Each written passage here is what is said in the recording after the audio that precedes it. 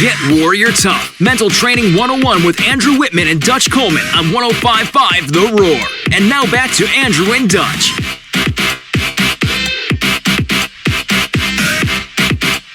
Dude, I could just sit here and watching you dance to Little John all day, man. I love it. You're the man, rocking it out in that chair. I wish I had a chair that was that comfy. All right, so this past week, man, we saw the major. I don't want to say it was a meltdown, but it was a meltdown. Like Peyton Manning's out there, he gets the all-time passing record, and then like he throws 4 interceptions. Yeah, that's the worst. That's the worst day to do that because you're so conflicted as a fan, you're conflicted as a player, you're conflicted as the coach.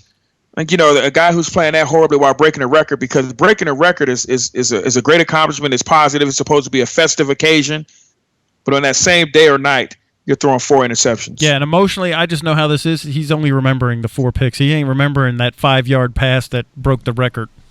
Absolutely. So it's gonna always be that way. He's gonna always remember, or I should say, people always remember that day you broke that record, especially with someone as accomplished as a Brett Favre. You're breaking his record. Yeah, that goes down in NFL histories, and that's not a small feat. So people are going to remember that. So what's always going to go along with that is how horrible you played that night in one of the worst nights of your career. That's why I think he has to come back, even if it's just for 1 or 2 more games. He has to get healthy and come back. He cannot retire and walk away right now. And that's the key. He has to be healthy. There's some that argue that he shouldn't have been out there in the first place because he was already injured, and that he should have been, because if you think about it, if he'd have been getting healthy right now, he was so close to the record that he was going to get it at some point this season anyway. Right. So if he had sat out last game, sat out the next couple games after that, so it sat out for about 3 or 4 weeks, then he still would have had a couple games to get the minimal yards that he needed to break the record. Everyone would have been happy. He would have been healthy. So I think it was a poor play by the organization. Yeah, and we're outsiders, dudes, but I'm just going to ask you, don't you think that he kind of forced that issue? I'm so close, I'm going to go out there and get it.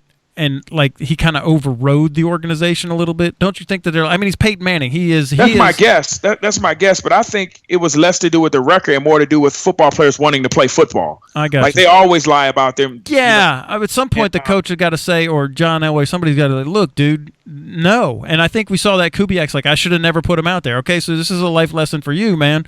Even the guys that are the best in the world, hey, man, there's always going to be a bad day. Mm-hmm. And I'll tell you this, that's a problem that almost never gets solved, because if you think about the championship mentality, those guys always want to be out there for their teammates. They always want to play. They figure they could play through injury.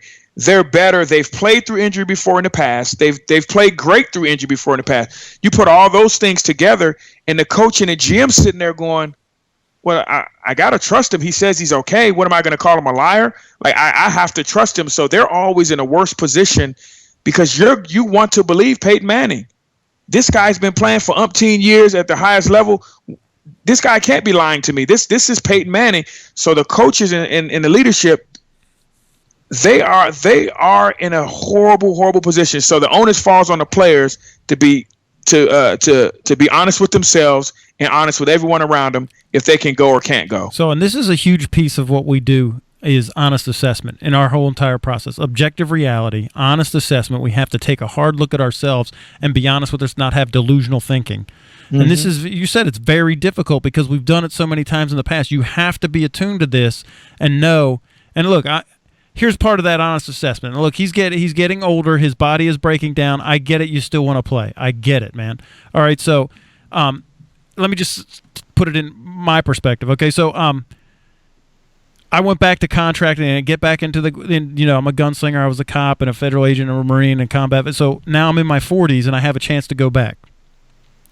I'm in better shape now than I've ever been. I'm kind of like, Tom Brady's like this. That's how I was. I'm running with a bunch of 25-year-old Special Forces dudes, and I'm keeping up with them. I'm not delusional. By the time I hit 45, I was like, dude, I can't be a gunslinger at 65. I can't do it at 55. At some point, I'm still in phenomenal shape, but I have to have the objective reality to know that at some point my body's going to break down, and I can't afford, my team can't. How could I live with that? And I know that's a whole different level, but it's the same thing in performance. We have to have objective reality and go, you know what? I would like to delude myself and think that I could still do it, but at some point, I'm not going to be at the top of my game. And so you have to come to that reckoning, and this is part of the internal identity, isn't it? Yeah, and we're talking about elite level thinkers. The average thinker is always the last person to know. Dude, isn't that right? And the elite thinker, and we talked about this before. We talked about Barry Sanders. Barry Sanders retired in his prime. Now, there were some other factors. He was with a horrible organization and all that, but he was determined not to be that guy playing on his last leg. Right. And he was the first. He made that decision. He was the CEO of him, as we say. Yep. He made that decision for him, not for an organization, not for his teammates, but for himself, from the standpoint of, if I start breaking down, if I don't have that reality, I'm going to end up hurting you guys anyway. And so he made that decision, and we've seen other players, but we've seen more of the other stuff. We talked about what the elite thinkers are, less than 1%. Yeah. Oh, absolutely. That's what I mean, and then that's my truth. There's no hard facts on it, but I just look at the top level.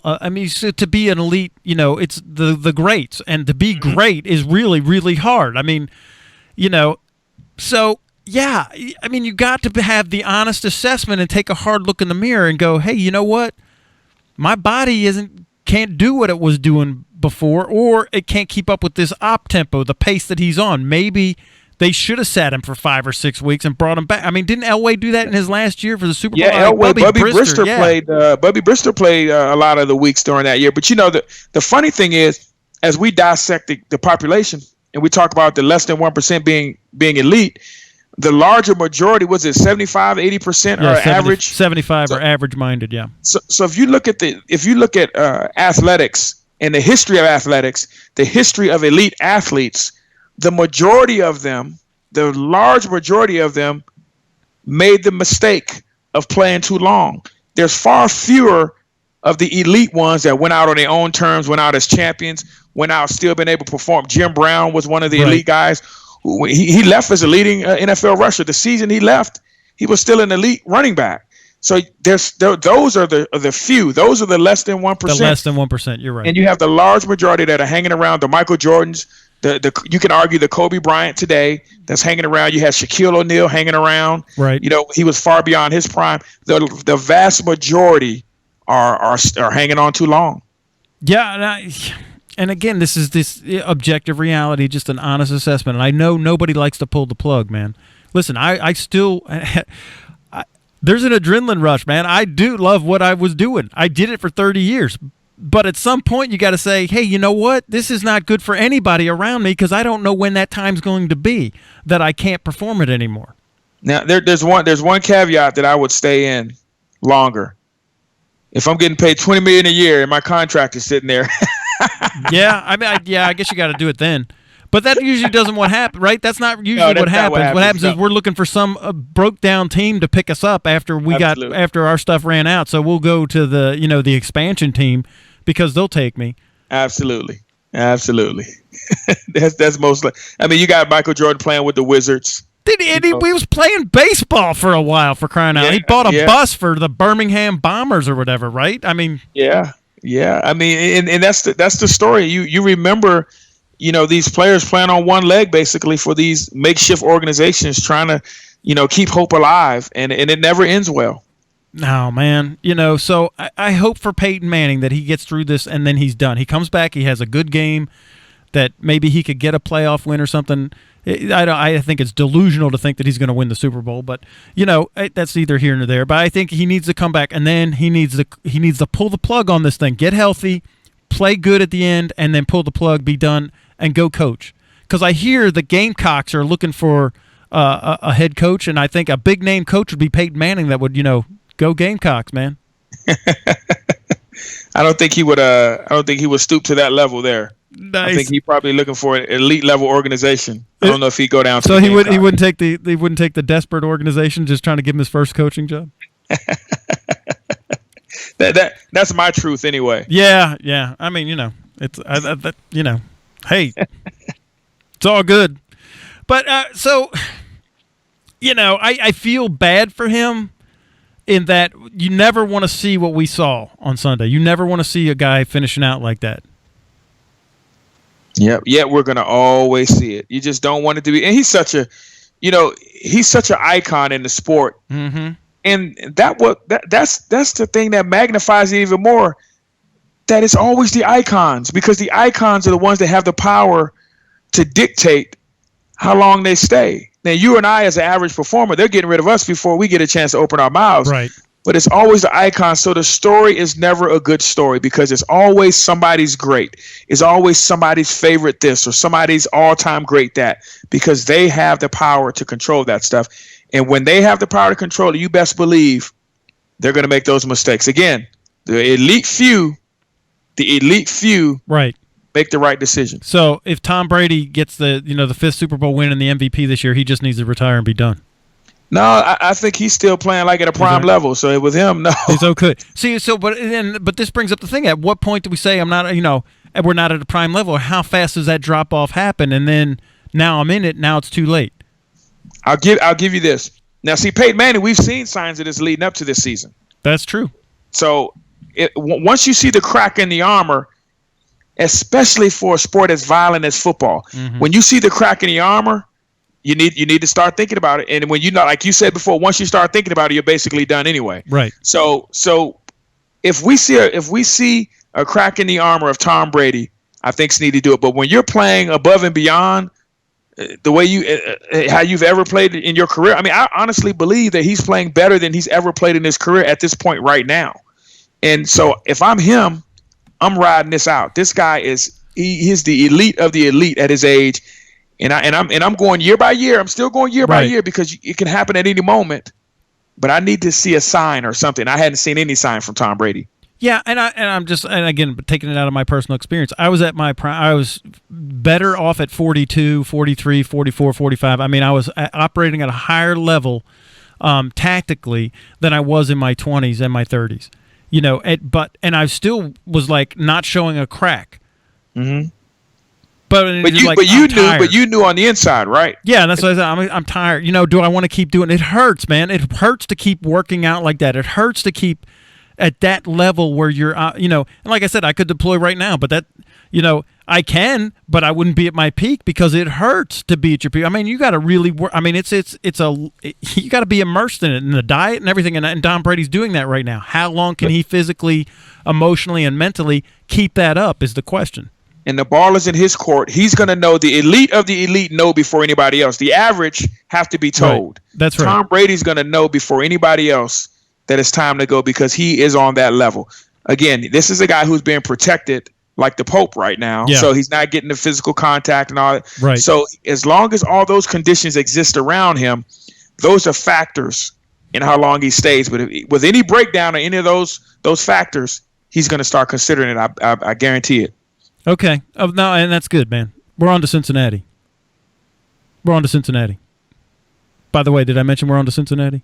Because last year they were thinking that he had that breakdown, and we're going to bring Garofalo in, and all Belichick did is smirk and say we're on to Cincinnati, and everybody was writing that guy off. Yep. And again, it was about those other factors that were falling apart, not Tom Brady. Okay. No, that's good, man. I appreciate it. Now, since I did bring up Cincinnati, when we come back from the break, we're going to move on to Cincinnati, because I want to hear your take on this whole red rifle BB gun thing, man. All right, we'll be right back. 80% of all doctor visits are stress-related. 80% of tension headaches are caused by stress. Most heart attacks occur around 9 a.m. on Monday. Stress is a major factor of anxiety, panic attacks, depression, and aggression, not to mention insomnia. And an estimated 24 million Americans use drugs to cope with stress. Depressing, isn't it?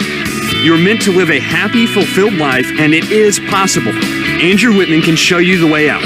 The way to deal with stress, to break through limitations, and have an internal identity that calms the storm. Whether it's work or home, financial or emotional, get the tools you need to cope with the obstacles life brings you and still have peace. Mental Training 1-on-1 will help you get what you want out of life. Visit GetWarriorTough.com to see testimonials from people just like you. Take control of stress. GetWarriorTough.com.